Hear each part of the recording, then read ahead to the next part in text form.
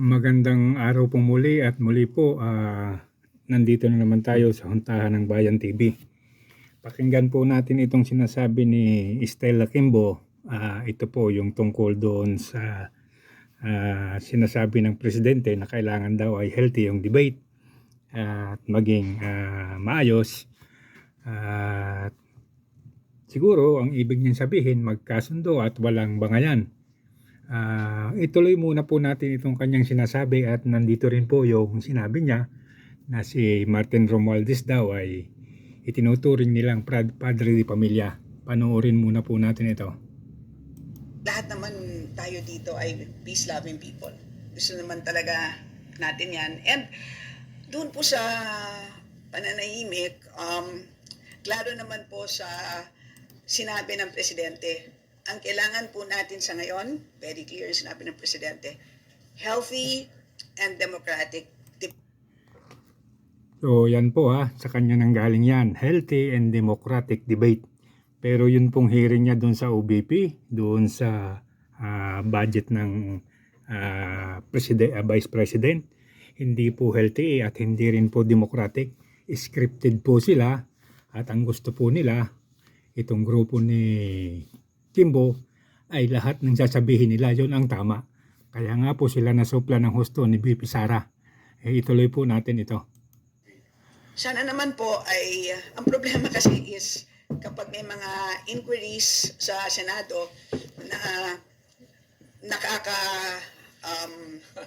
nakaka-apekto dito po sa pag-achieve natin ng peace, yun ang, that doesn't help. So, siyempre po, especially kapag na-atake po si Speaker, siya po ang padre de pamilya namin. He takes care of us. We need to also take care of him. So, doon din po kami nanggagaling.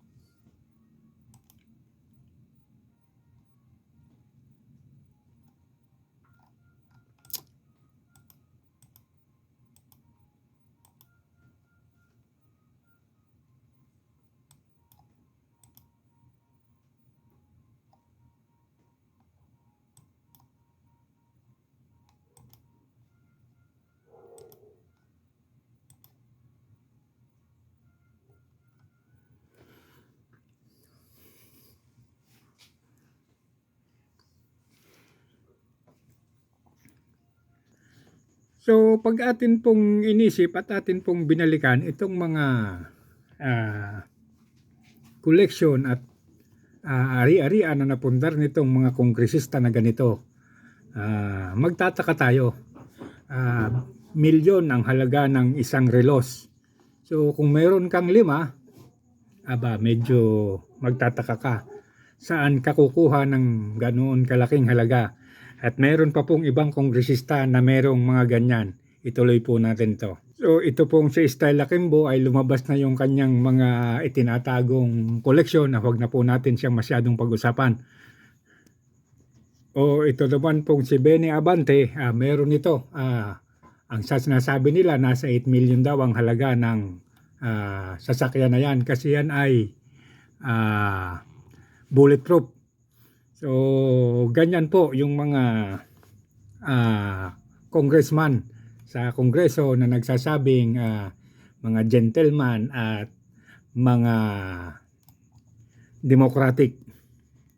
Ito naman pong si Valeriano, ayan, meron siyang isang relos na patek na nagkakahalaga ng $139,000. So, million din po ang halaga niyan. At siya po, base doon sa pagsusuri at pag-iimbestiga ng ibang mga concerned na citizen, ay dating nangungupahan lang ng bahay, pero ngayon ay may sarili ng building.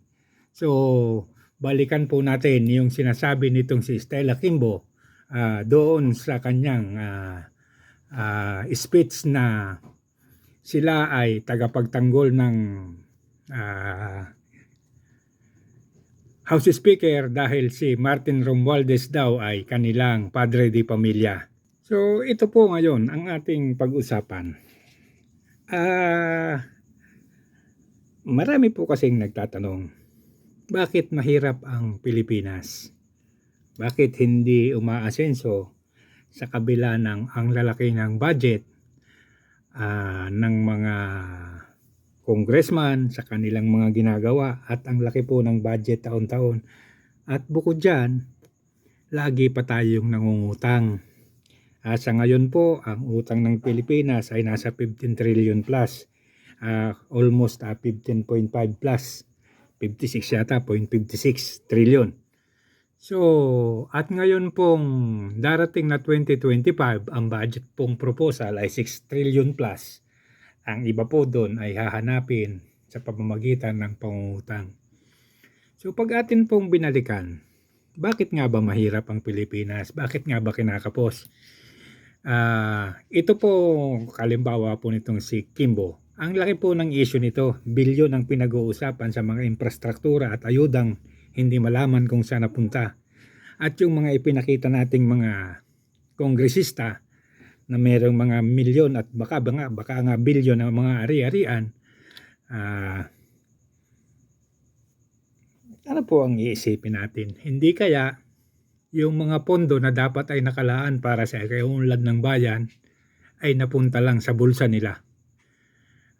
Malamang po kasi isipin nyo itong si Stella Kimbo ay noong 2019 lang naging congressman at ito po ay dating teacher lang. So pag inad nyo yung mga ipinakikita doon sa larawan na presyo ng kanyang ari-arian, ay kulang pa yung kanyang sweldo. Kung sweldo ang pag-uusapan. At lalo naman po yung si Bernos. Kasi yung si Bernos ay nasa probinsya, sa Abra, medyo mababa ang sweldo ng kaunti ng congressman doon. Ang alam ko hindi sila parehas. Pero mas matindi po ang kanyang mga koleksyon. Yan po siguro ang dahilan bakit mahirap ang Pilipinas. Yung mga naibubulsang pondo kasi po sa Kongreso ay wala naman pong liquidation. Diyan po ang pinag-uusapan ay certification at pagka ang congressman ay medyo matapang-tapang, baka siya na ang gumagawa ng sarili niyang certification. Baka yung budget niyang piso ay 1 sentimo lang pala ang nagastos. So, niliquidate niya ng buo yung piso. At yung 95 centavos na natira ay malamang sa bulsa niya napunta. So ganyan po kasimple ang liquidation dyan. Wala pong tanong-tanong. At kaya nga po nagtataka tayo bakit itong mga ito ay gigil na gigil sa Vice Presidente. Kasi po, unang-una, yung Vice Presidente lang ang may lakas ng loob na ibunyag ang kanilang mga kalokohan. So doon po sa mga tao, doon sa mga makakapanood nito, tayo po ay mag-isip na. Dito na po ito tinubuan ng puting buhok itong mga opisyal na to. Pero tingnan nyo po kung anong nabago sa paligid nyo. So alam na po natin, huwag na tayong magtaka kung bakit mahirap ang Pilipinas at kung bakit palagi tayong napipeke. Lagi po kasing abala tayo doon sa kaunting ayuda na akala natin ay habang buhay. So baguhin na po natin yung pananaw na yan. So hanggang dito na lamang po muli at maligayang araw. Paki-like and subscribe na lamang po.